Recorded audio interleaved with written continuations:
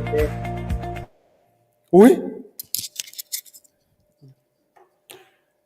Okay, good afternoon, everyone. Welcome to Tah Poe Seminar Series 53 and talk number 4.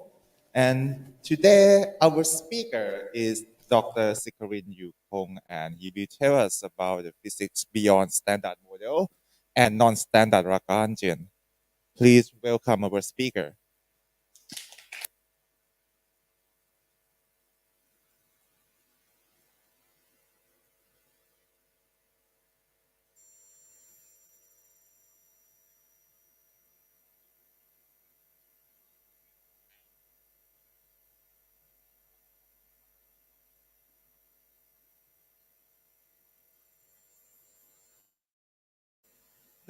Okay.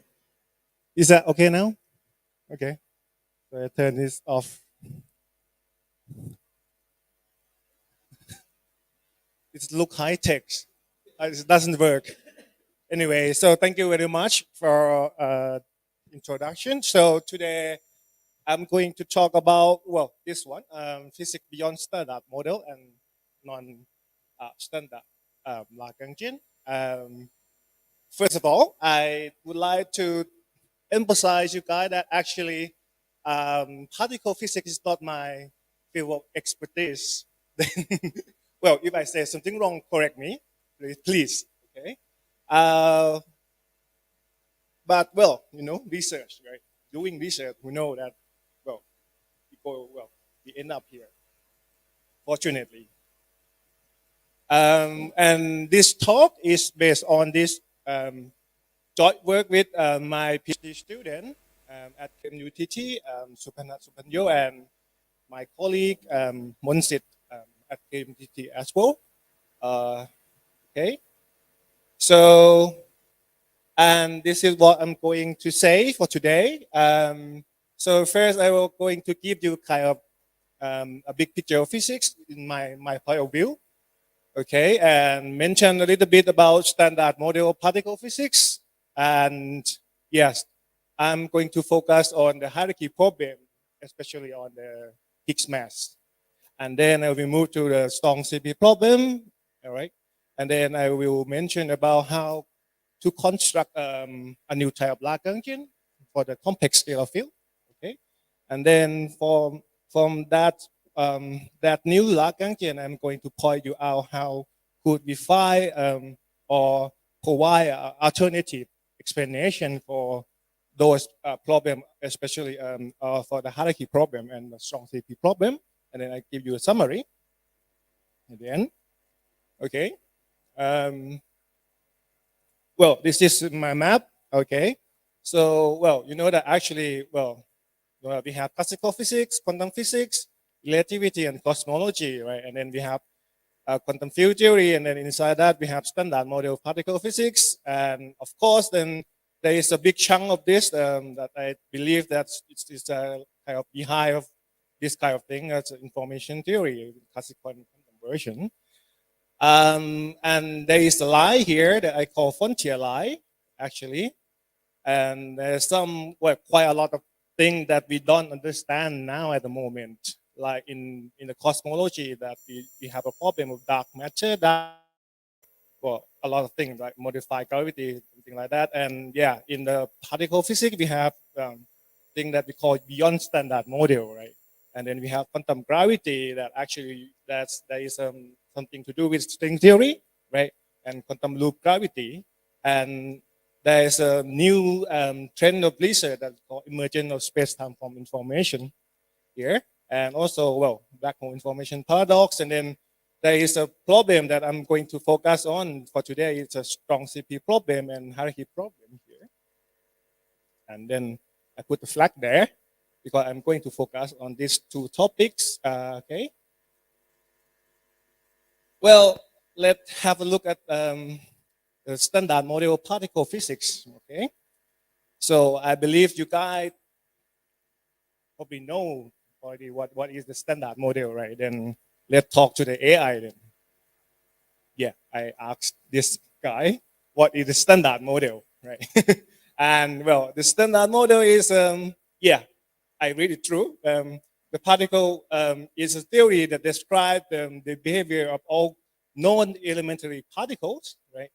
And their interaction, yeah, that kind of thing, including excluding graviton, right? There is no graviton in here, right? And yeah, well, this explain how these particles interact and to one another. We are exchanging a force carrying particle that that this kind of this role right here. We have gluon, photon, Z and W bosons there. Okay, and yeah, and we have 12 fundamental particles in this group, I think, and a theory behind this standard model is the quantum field theory, right? Yeah, and I also talk to the AI what is a quantum field theory, and then I get this one.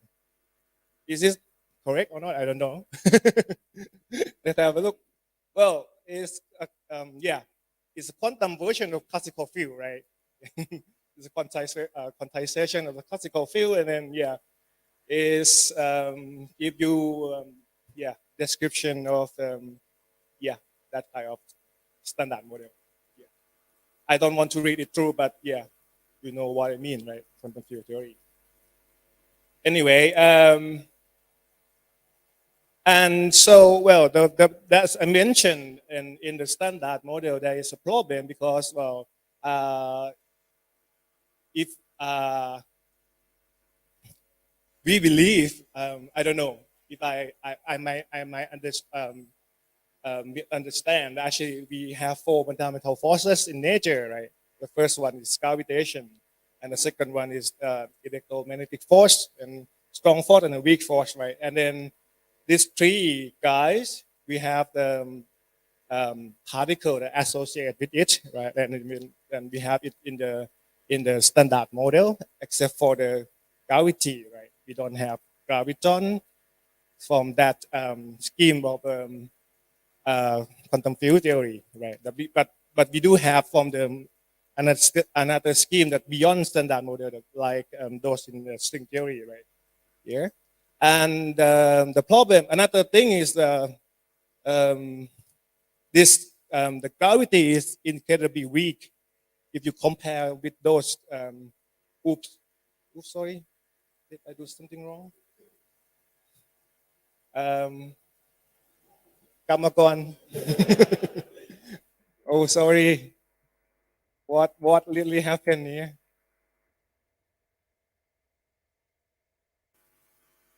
Oh sorry. Okay. Oh, it is so weak. Okay. And so, we don't really know why it's weak, right? But there is a solution for this, but let's see. Now I'm going to start with the hierarchy problem. So actually, if I understand correctly, at the standard model, we have like electroweak scale, right? That your particle can feel that kind of thing, the force, and then the particle in the standard model will feel the gravity, right, at this particular scale called Planck scale, right? Yeah. And you see that actually there is a big, very huge gap between these 2 scales of energy here, right? And so, and now come to the problem with the Higgs mass. Actually, you know that actually in the standard quantum field theory, when you compute the mass, that actually there is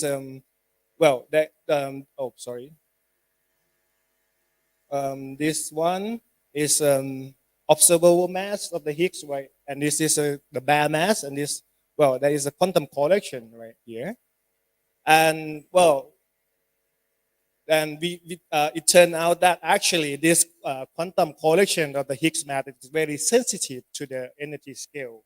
And then for today, actually for the known maximum known energy scale is the Planck scale, right?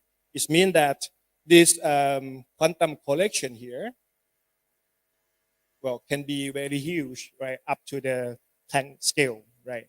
It means that you can if you can do you can analogy this kind of thing like you have this Higgs particle,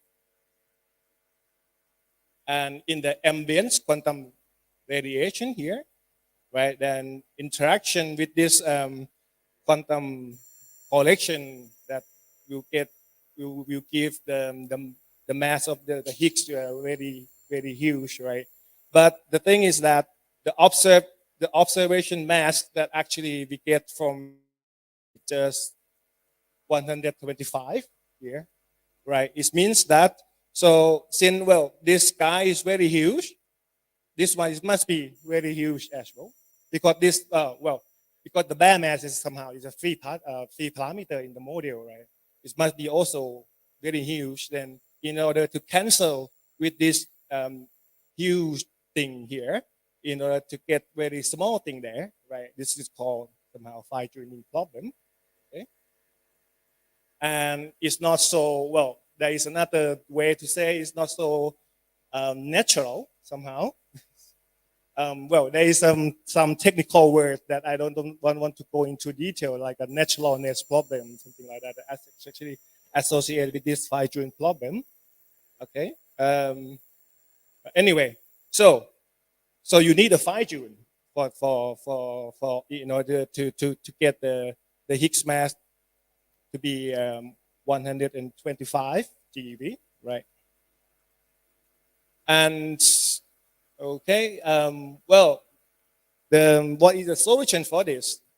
Okay, well, there is the first one, and well, we expect that actually is there is extra symmetry that come in with the extra new particle, a set of particle, and then with this extra set of particle, this somehow this quantum collection will be somehow tamed, right? With this this kind of new set of super particle, right? And then you will you can get rid of that kind of big huge thing from the quantum collection. If I understand correctly, okay. I'm not expert on this thing, but well, another thing is that there's someone proposed that actually there is some large extra dimension that actually, well, the like we live in this membrane, actually 3+1 space-time, right? And the theory that we working on actually deposit on this membrane, and then there is the bulk space that actually have more dimension, and then the gravity is leaked out, right?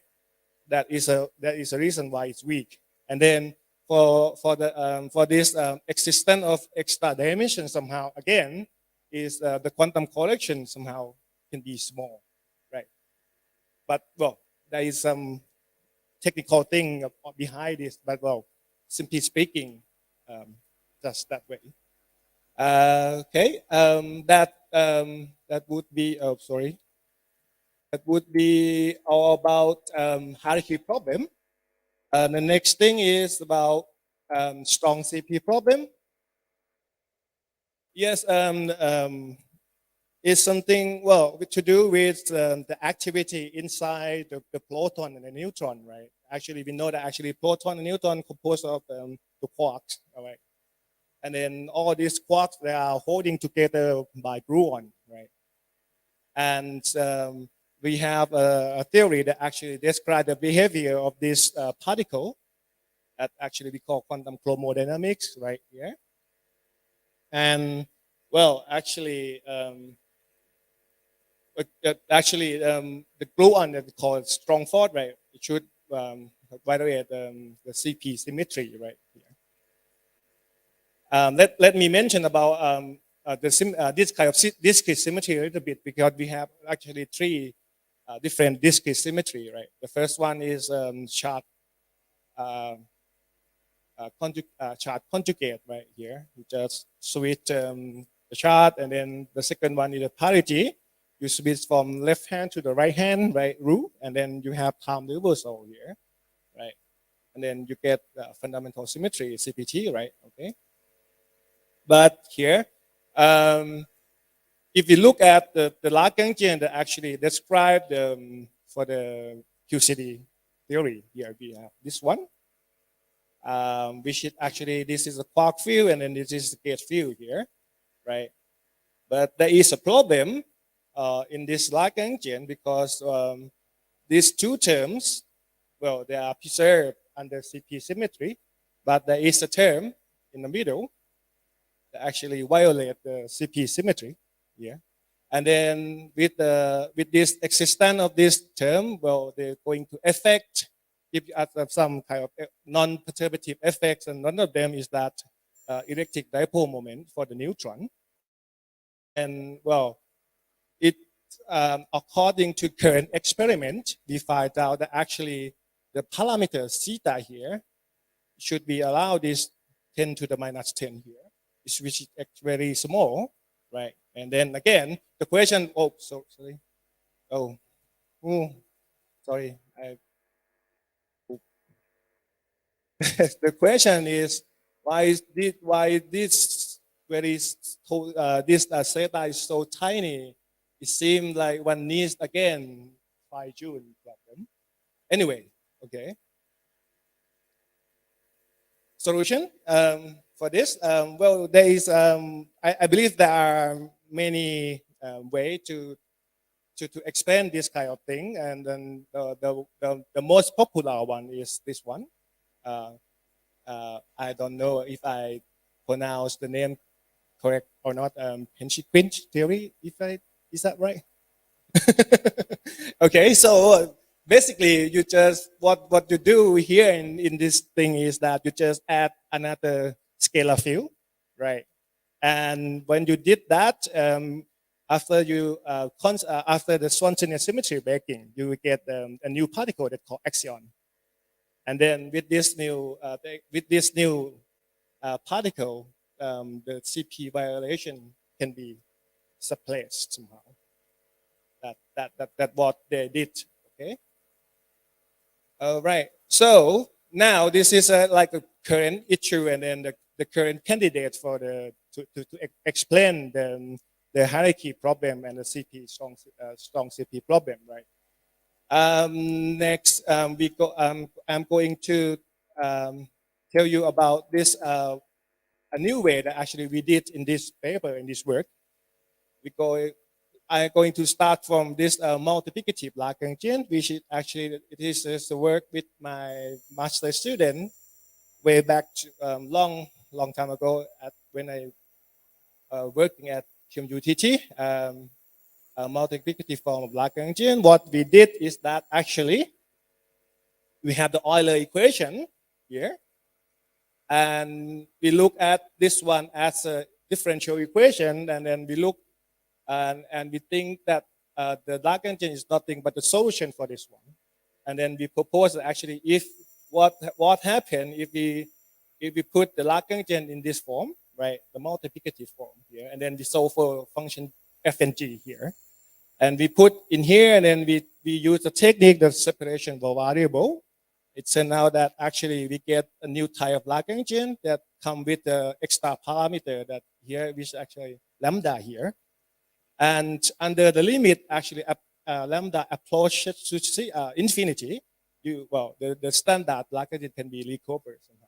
Well, this is what we have. Like, then we can call actually this Lagrangian like one parameter extended version of standard Lagrangian somehow.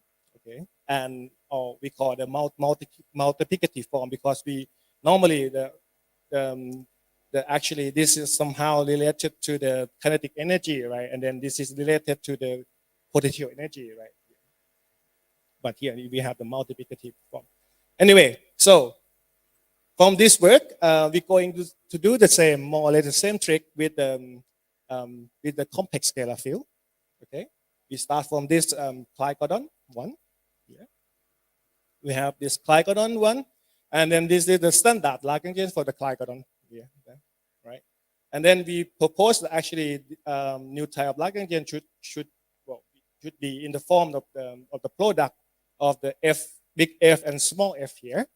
And then we do the same by trick by putting this Lagrangian here into the Euler equation, right? And then we get this huge equation here, right? By, well, we define this big X as a derivative of the field and the complex one, okay?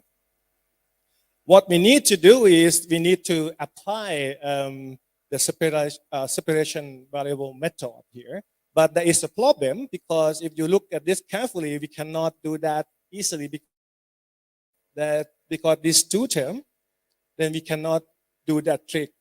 We cannot perform the trick, right? Then we need to set thing up a little bit. Then the first thing that we say that actually the second derivative of f with respect to the x must be 0. And then we treat that actually this term is like an extra interaction, and we're going to throw it away for a moment. If we do that, it means that we're going to get only the first three terms here, and then after that we can do the separation variable trick, okay? And then we do that, and then we get these two equations out from the separation technique, right? And then you can see that we can solve for big F and small f right away, right? And then this come with parameter that we call lambda for here, and another one is epsilon, right? And then we solve for f, big F and small f, we get this one, and then we get where is the pointer here? Okay, well, we get this Lagrangian here for the complex scalar field. And so there's two parameters in here, that epsilon and lambda here, right?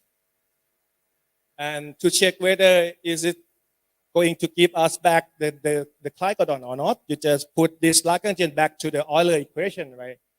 And you get this one. And you see that actually there is this is not the Clycodon that as we expect, right? Because there is the extra term here, right here. Because the Clycodon, there is only the first two terms, right?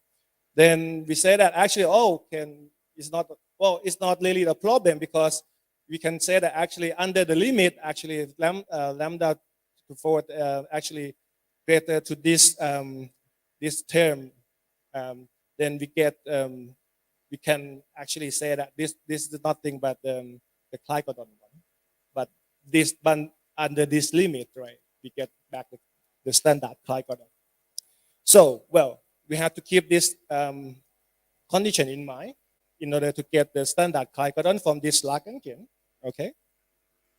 Now we get a new Lagrangian, right, in form of the multiplicative form of the complex scalar field.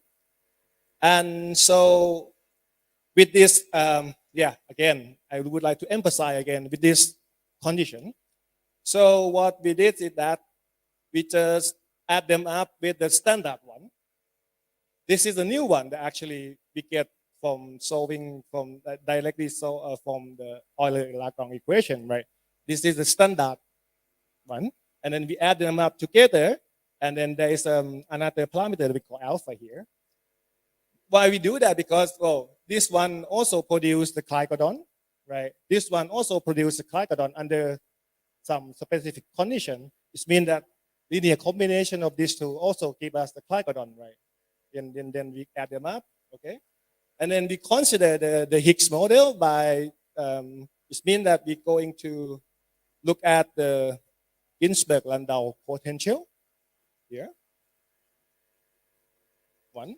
And then when we put this V into this Lagrangian, then we get this thing here, right? And then we find the equation of motion, and then we get this kind of very huge thing here.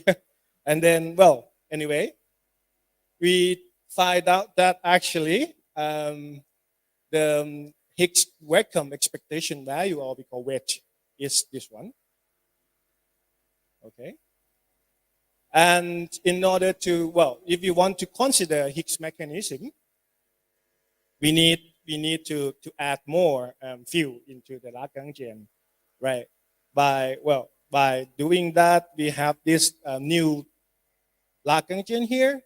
This is a gauge field, and this is Y fermion, and then this is interaction term, and then this is nothing but Yukawa coupling right here. And then if you look at this carefully, for the fermion field and the interaction between the fermion field and scalar field, we still treat them more the same, but we treat the Lagrangian for the scalar complex scalar field in the multiplicative form. Okay, if we do this, what we going to and then we consider the spontaneous symmetry breaking, right? And then we will we write the field in this way, right here. And then this H here is like, you can say that actually this more or less the radial part, right? And then this is nothing but the angular part of it, and you will get this kind of shape when it's spontaneous symmetry breaking taking place, right? Okay. Now we consider unitary gate. Means we can we set this one equal to 0. It means that the Goldstone mode can be ignored, right? And then we get only the kinetic for the Higgs field, the H1, the kinetic one, which is this is one, and this G actually can be expressed in this way, and this you can see that it's quite trivial that actually this is not in the canonical form, right? It's not the standard kinetic form, right? So in order to make this whole term, the whole kinetic term back to the canonical standard form of the kinetic energy, we need to do what we call the field redefinition. Okay, we do in this way. This beta here defined in this way, and after we put this, we employ this field redefinition, we will get this Lagrangian here. It's quite a long one, a huge one, but anyway, we're going to have this is a constant, right? And then this is you see that actually now is the kinetic term is now become canonical or the standard one now, and then all the parameter it can be I'm giving you here, or the parameter here, right? And also this one as well. And we find that under the limit, this big lambda approaches to infinity, you will you can the standard model can be over. That is thing, or I didn't show that, but under the limit, you will get the standard theory back. Anyway. Okay, next, we're going to consider Fermi coupling constant here. And we're going to take the same form that we do have in the standard theory, because since the gauge fermion interaction is not modified, right? Then we take the relation of the Fermi coupling constant in this way. And we substitute MA actually into this one, and then we get this Fermi coupling constant, right? And so from the full fermion theory, we have this kind of relation, and if we put this back and then we take the limit, again, this lambda approach to the infinity, you will get the standard relation of the in the standard model back. Right. Okay.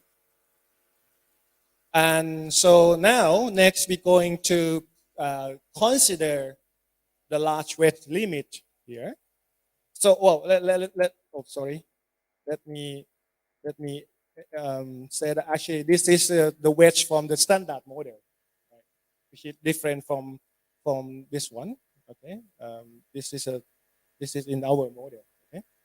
Anyway, so now if we consider for the large wedge limit, this lambda 4 here become this one, And according to the Dirac naturalness, one required actually, well, you have this kind of parameter in order 1 here. And the Higgs mass, well, will be in the order of the inverse of the Fermi coupling, and then you get nothing, but actually Higgs mass is around wedge of the standard model. And then you get actually the mass of the Higgs is approximately 125 GeV here, right? Okay. So, well, to summarize what we did so far is that if we go through the traditional scheme of fine-tuning method, it means that this term is going to be very huge, right? And we have to choose this bare mass to be huge as well, in order to do the fine-tune, in order to get this one to be very small, right? But according our scheme, we don't need to do that because because since this quantum collection is very small or very tiny, then we just throw it away. Then we get the bare mass is around 125 GeV. That is the thing. Okay, we can say that actually with this new form of Lagrangian, we can tame somehow the quantum collection to make it to be small, and we don't need fine-tune anymore. Okay. Well, what I want to say is that actually this is like a cartoon picture that I summarize here, but actually there is a concrete math behind this to prove that actually this is true. But I don't want to show because it's quite a long derivation. But well, you can look at that in the paper if you interested. Okay. Okay. Then we can somehow, then we finish with the hierarchy problem. Now we move to the strong CP problem. Okay. In order to consider the strong CP problem, we propose, we write out this Lagrangian here. Again, you see that actually what we did is actually we have this term, right? And this term here, and these two terms are more or less the same, right here, okay? And then we consider that after spontaneous symmetry breaking, we shift the field in this way, right? The action can be, you can consider small action nothing but the quantum fluctuation.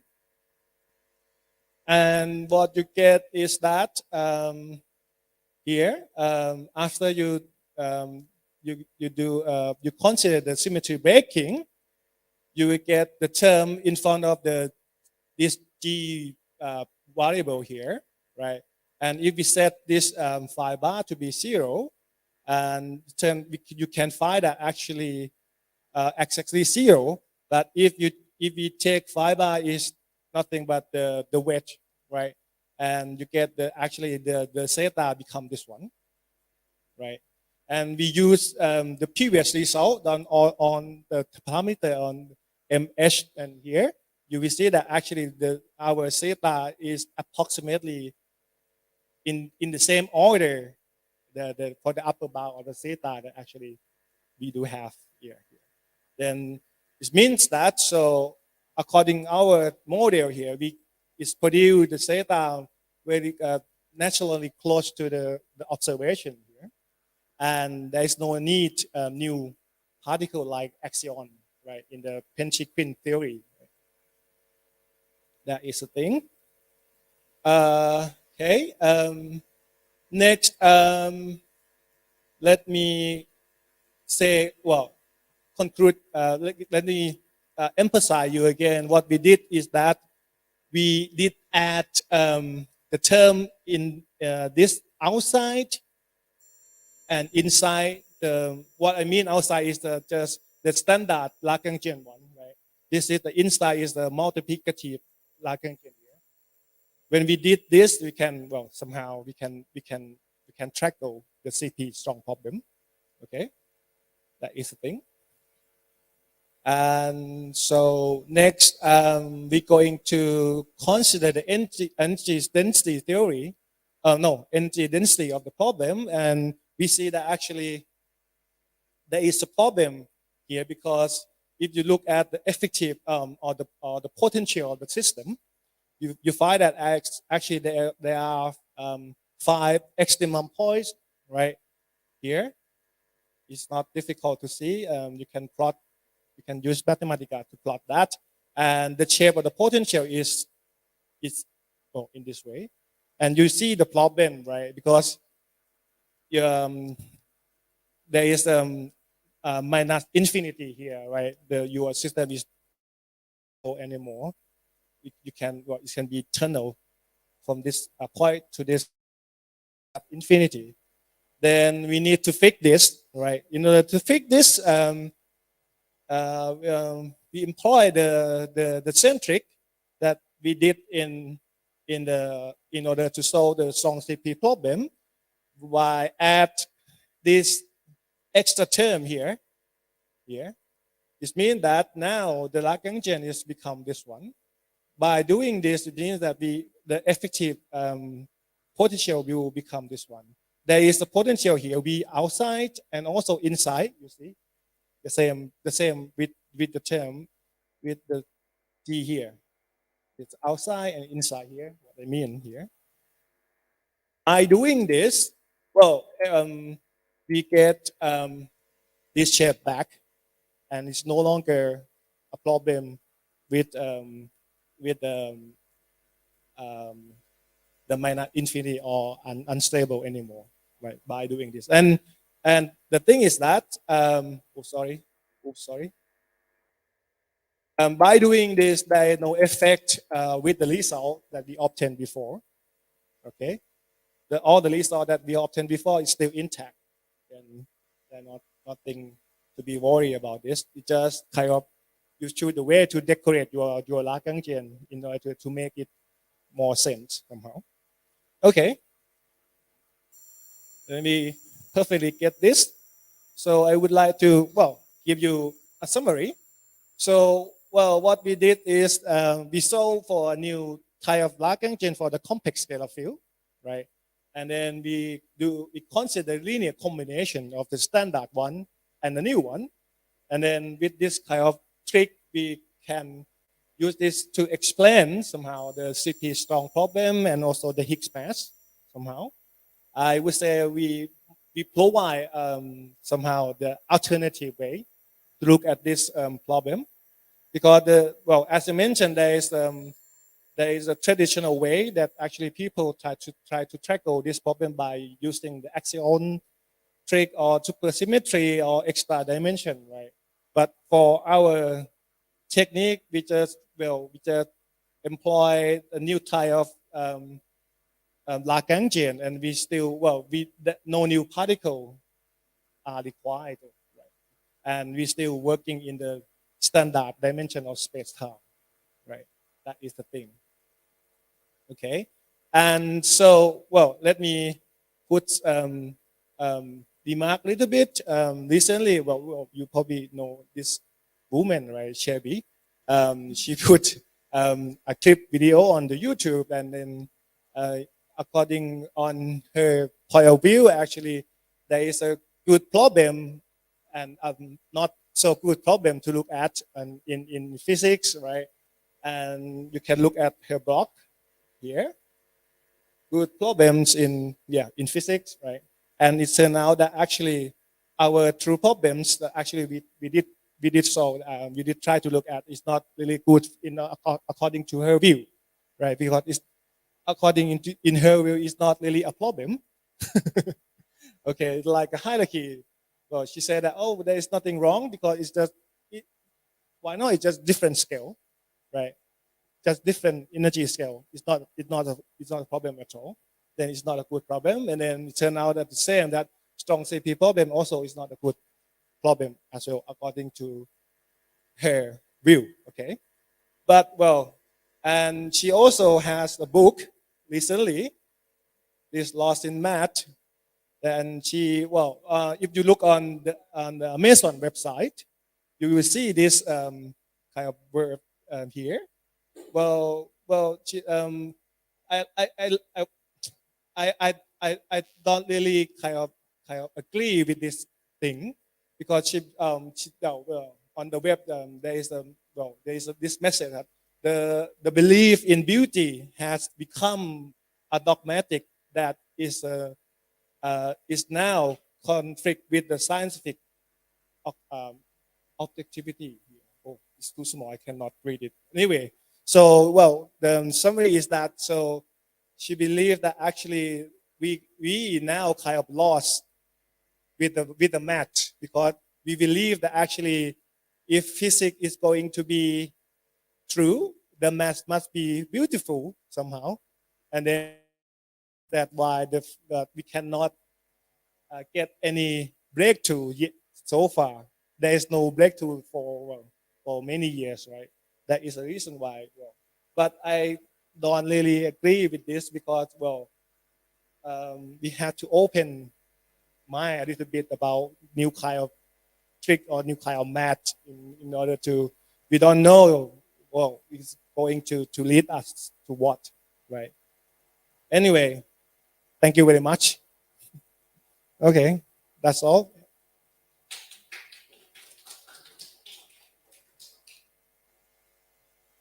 Okay, thank you very much. If you have any question, it's time to ask questions. Does anyone have questions? So when you try to solve the hierarchy problem, it seems like you start with abelian gauge theory, right? Yes, I think so. Yeah. Yeah, and after the Higgs mechanism, then you get a massive photon. Why are you interested in this setup, basically? Because it's simple. Okay.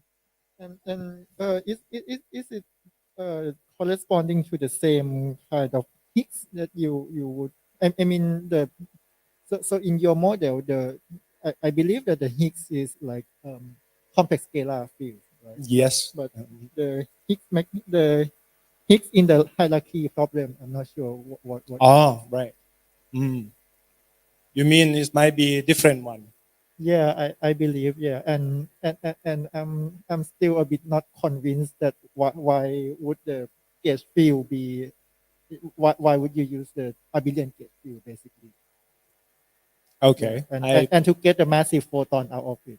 Okay. I will look at that. Actually, we start with this because it's simple to work with. Actually. Yeah. I will look at that. Okay. Yeah, and for the strong CP problem, so what are the G?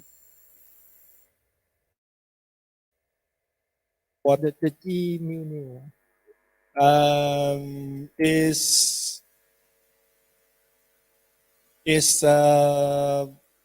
oh yes, I haven't defined this one, right? Yeah, it should be F, right? Yeah, I might put this wrong.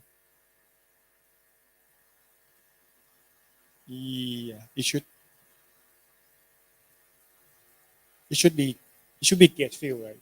Yeah, I believe is a non-abelian field Yeah. strength, right? But it doesn't seem to have the dynamical term minus 1/4 G mu nu A G mu nu A. You only have G and G tilde. Yeah, and it doesn't seem to be like Arthur fields doesn't seem to be have the index A basically also, or maybe yeah transform under this internal symmetry also. The dynamics term, right? Yeah.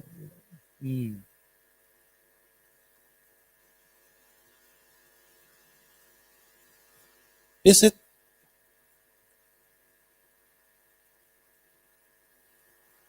I G as well with the index A. Be the dynamic of the asset. yeah, I have to check this, but yeah, I might put something wrong here, but yeah. And your scalar field has to be have more structure basically, like in order to transform under this non-abelian theory, and maybe also your fermion. Okay.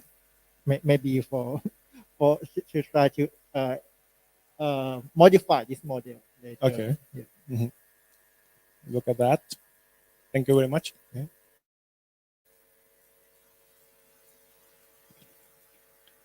And anyone else have questions?